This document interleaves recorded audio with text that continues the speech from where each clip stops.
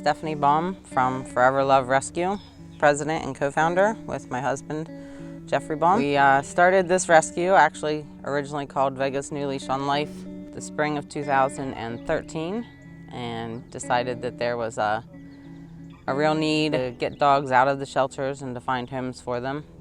Started with a trip to South Carolina to save one to bring home to our family, and we quickly realized that there was quite a problem and decided that somebody should do something, so we decided to do something. 2013, we decided to become a dog rescue. Since then, we've realized that there was also a need to help cats, so we branched out and started rescuing cats as well.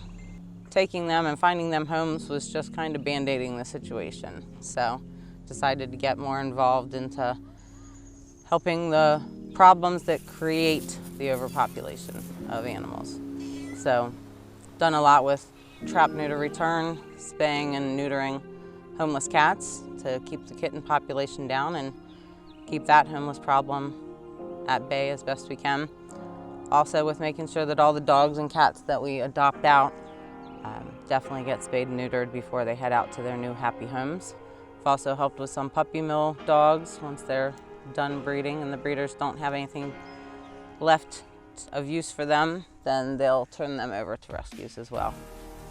So we kind of do a little bit of everything. At this point, we have typically about half a dozen dogs, up to a dozen in rescue at a time. The dogs are not kept in any fancy shelter. We don't have any type of facility at this moment, so we are keeping them in foster homes. And fostering dogs is great because we really get to know the dogs. We get to know what their temperaments are, what their strengths are, what their weaknesses are. We started fostering a little over a year ago, and I think ladies like our sixth foster that we're going to be finding a home for.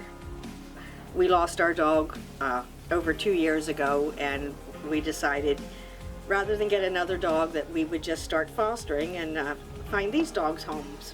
Cats, we probably have usually up to 40, maybe more in rescue at a time. We have many foster homes where the cats are. We also have a cat adoption center in Gettysburg across from the post office where we house up to 20 cats at a time, somewhere where the public can come in, meet the cats. We have volunteers that come in, different volunteers every day to help us care for them and to take care of them. And we also work closely with our local Pet Value. Pet Value is a wonderful store, and they've allowed us use of 3 cages in their store here in Gettysburg, and that's actually where we started doing our cat adoptions from, was from their store. They're also a great partner. They supply a lot of our food, our litter. They do a lot of donation drives, which when you're dealing with nonprofit and donations are limited, adoption fees don't cover our vetting, it's very important to get what we can, so free food and free litter really helps us take care of everybody from day to day. Dogs like Diego are the dogs that we like to focus on. Dogs that otherwise don't stand a great chance of getting adopted from a shelter. We don't want them to sit in a cage somewhere 24/7 and only have access to people for a few hours out of the day. So we like to get them into foster homes, get them out to the public as often as we can, and try to make sure that they find the right environment that they'll thrive in and be able to spend the rest of their lives happy and loved forever and ever and ever. Right, Diego? Telling people if you are looking for a family pet, go to your local shelter, get online, check out your local rescues. Even your not so local rescues, you never know what a trip 9 hours away will do to help you find your next pet. Dogs are great creatures. Cats are great creatures. They're very resilient, typically. Even if they've come from a bad situation, they're very eager and willing to settle themselves back into that life and to be where they deserve to be, and just want to be happy. So we get a lot of people a lot of times ask us, what can we do to help? What do you need?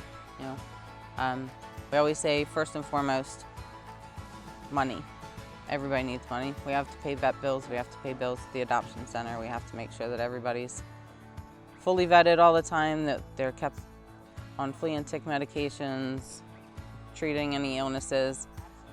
If you don't have money, you can donate your time. You know, we have volunteers that do a range of things. We have people that come in and take care of the cats at the adoption center or at Pet Value. You know, some of them spend as little as an hour a week. Some of them spend a few hours, a couple days a week, however much time they have to give. We do a lot of local events, usually in the summertime and the fall. It's always good to have volunteers out there helping us, showing attention to the dogs and cats and kind of helping us to tell the rest of the visitors there what we're there for. If you don't have time to get out and volunteer, supplies, we can always use supplies. Like I said, food, litter, paper towels, bedding for the animals, cleaning supplies that are pet friendly. But if you're ever interested in finding out how you can become one of their team members, I'm sure they would enjoy much, much, much more help as we look towards hopefully expanding more and more and more over the years.